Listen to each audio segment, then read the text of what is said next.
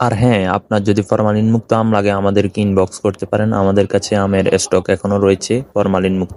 হেই WhatsApp, সবাই আশা করি ভালো আছেন। বহুদিন পর আবার এলাম ব্লগ নিয়ে।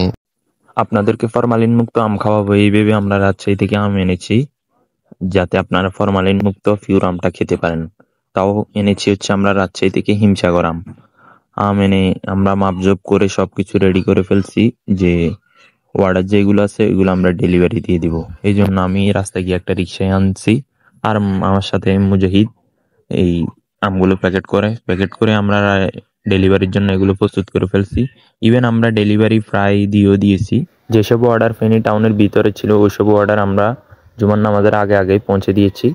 ওইসব জায়গায় পৌঁছে দিয়ে আমরা জুমার নামাজ আদায় করছি। আর যেহেতু আমগুলো বস্তার ভিতরে প্রায় 4-5 দিন ছিল, এই জন্য আমের কালার হালকা চেঞ্জ হয়ে যায়।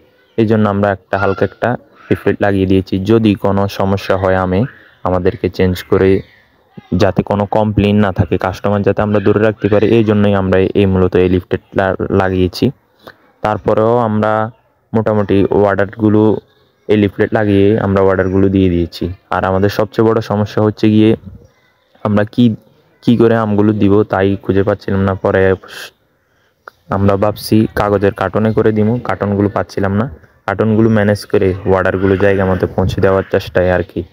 আমরা তো খুবই এক্সাইটেড ছিলাম যে আমাদের এইবারের প্রথম আমের বিজনেস, কি না কি হয় দেখি এবার আল্লাহ আমাদের কপালে কি রাখছে। এই বলতে বলতে আমগুলো আমরা পৌঁছে দিচ্ছিলাম জায়গা মতো। ও আরেকটা কথা, আমগুলো আমরা যেহেতু 4 দিন বস্তার ভিতরে ছিল, এই জন্য আমের কালার হালকা চেঞ্জ হয়ে যায়, এটা লিফলেটে লিখে দিয়েছি। ওই কালারগুলো আমরা অথেন্টিক কালার আনার জন্য রাতভর বসে বসে এগুলোকে ন্যাকড়া দিয়ে পরিষ্কার করেছি বলতে এগুলোকে সারা রাত ধরে। যদি আমরা বলি আমগুলো আমাদের হাতে বাছাইকৃত হয়েছে, ভালো খারাপ আমাদের হাতে বাছাই হয়েছে, এটাতে কোনো মিথ্যা হবে না, কারণ প্রতিটা আম আমরা নিজ হাতে ধরে ধরে মুছেছি। আমার হাতের ছোঁয়া না হয় মুজাহিদের হাতের ছোঁয়া অবশ্যই রয়েছে, এছাড়া তো আমগুলো মুছাই হবে না। বলতে বলতে আমরা প্রায় বিকাল পর্যন্ত আমাদের ডেলিভারিগুলো পৌঁছে দিয়েছি। একাডেমিতে আমাদের একটা ডেলিভারি ছিল, ওইটাও আমরা পৌঁছে দিয়েছি। ওইগুলো আমরা ফেনীর সদরগুলো শেষ করে আমরা ফেনীর বাইরের দিকে যাব। ফেনীর বাইরে বলতে ফেনীতে যেসব অর্ডার ছিল ওইগুলো দিতে দিতে আমাদের যতগুলো কার্টন কিনে আনছিলাম আম দেওয়ার জন্য, ওই কার্টনগুলো শেষ হয়ে যায়। এই জন্য আমরা আবার চলে যাই ফেনী রেল স্টেশনে, ওইখান থেকে কার্টন কিনে এনে আবার নতুন করে প্যাকেট করা শুরু করলাম। প্যাকেট করে বাকি অর্ডার যেগুলো ছিল ওইগুলো দেওয়ার জন্য রেডি করছিলাম আর কি আম। এগুলো যাবে হচ্ছে ফুলগাজীর দিকে। যে ফুলগাজীতে যাওয়ার আগে আমাদের এখানে পাশেই একটা অর্ডার ছিল, ওইটা আমি নিজে গিয়ে দিয়ে আসি। ওই অর্ডারটা দিয়েই আমরা ফুলগাজীর দিকে চলে যাব। আস্তে আস্তে আমি গাড়িতে বসে বসে ভাবতেছি যে কেমনে কি হবে, আমগুলো এইভাবে দাগ লেগে গেল, আমরা কি এগুলো বিক্রি করতে পারবো কি, এই ধরনের আরো বাজে ধরনের মন্তব্য নিজের মনে মনে বসে বসে করতেছি। কারণ এই আমগুলো এমনভাবে ডিসকালার হয়েছে যে কাস্টমারকে দিলে তারা আমাদের বদনাম করবে, না হয় বাসায় এসে পিটিয়ে যাবে, এরকম কিছু আর কি। ওই অর্ডারটা দিয়ে আসার সময় একটা সিনজি নিয়ে আসছি, যেহেতু আমাদের ফুলগাজী যেতে হবে, এই জন্য সিনজিটা এনেই মালগুলো তুলে ফেললাম। তুলে চটপট করে ফুলগাজীর উদ্দেশ্যে রওনা দিয়ে দিলাম। ফুলগাজীর উদ্দেশ্যে রওনা দিতে দিতে এটা ভাবছিলাম যে এতগুলো আমের কি হবে আমাদের, যে এত পরিমাণে আম আনছি আমরা, যে আমগুলো লস প্রজেক্টের উপর আরও লস প্রজেক্ট হয়ে যাবে, যেহেতু আমগুলোর কালারটা ডিসকালার হয়ে গেছে, মানে অথেন্টিক কালারটা বোঝা যায় না। এই জন্যই আমি তো প্রায় মাথায় হাত দিয়ে দিয়েছি এই টেনশন করতে করতে। তারপরও যেহেতু অর্ডার নিয়েছি দিতে তো হবেই, এই জন্য রওনা দিয়ে দিলাম ফুলগাজীতে।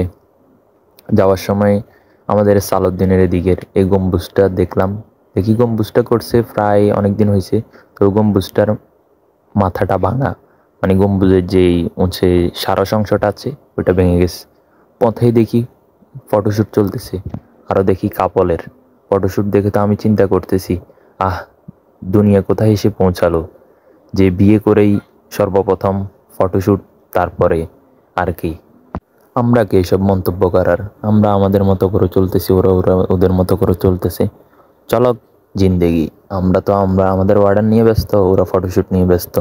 তারপরে আমাদের এখানে একাডেমিতে আরও একটা অর্ডার ছিল, সকালের তো যেটা ছিল ওইটা দিয়ে দিয়েছি, বিকেলে একটা অর্ডার আসে, ওইটা দিতে আমরা আবার চলে যাই একাডেমি। ফুলগাজী যাওয়ার আগে আমরা একাডেমি যাব, একাডেমি দিতে পার্সেলটা দিয়েই আমরা চলে যাব আবার ফুলগাজীর দিকে। মুজাহিদ পার্সেলটা দিয়ে আসলো, আর গাড়িতে আমি বসে বসে বিড় করে ভাবছিলাম, টেনশন আর কি। অর্ডারটা দিয়েই বঁ করে চলে যাচ্ছি আমরা ফুলগাজীর দিকে। আর আমরা প্রায় মাগরিবের আগ মুহূর্তে বাড়ি থেকে বের হয়েছি ফুলগাজীতে যাওয়ার জন্য। আর আমরা যেতে যেতে প্রায় মাগরিবের আজান হয়ে যায়, চারিদিকে অন্ধকার নেমে আসে। তাও আমরা ফুলগাজীতে আস্তে আস্তে প্রায় 8টা বেজে যায়। পথে কিছু অর্ডার ছিল, ওইগুলো দিয়ে তারপর আমরা মুজাহিদদের বাড়িতে বাকি পার্সেলগুলো নামিয়ে রাখি। বাকিগুলো আমরা সকালে দিব এটা ভেবে রেখে দিয়েছি। তো রাতে আমরা যখন মানে পার্সেলগুলো দিয়ে আসি, তখন থেকে ফোন আসা শুরু হয়েছে যে ভাই কি দিছেন, ওই আমের গন্ধ, ওই আমের কালার ঠিক নেই, এই সে আরো বিভিন্ন ধরনের বাজে মন্তব্য আসা শুরু হয়েছে।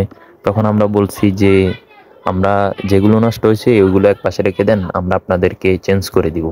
এই জন্য চেঞ্জ করে দেওয়ার জন্য পরের দিন সকালে উঠেই আমরা আবার আমাদের ফ্রেন্ড একজন রাজশাহী থেকে সেও আম আনছে, ওর থেকে ইমার্জেন্সি ভাবে আম নিছি আমরা প্রায় 250 কেজির মতো নিয়ে জরিমানা স্বরূপ, যেগুলো আমরা ডিসকালার আম দিছি ওইগুলো নিয়ে জরিমানা স্বরূপ আমরা আমরুপালি এনে তাদেরকে দিয়ে দিই।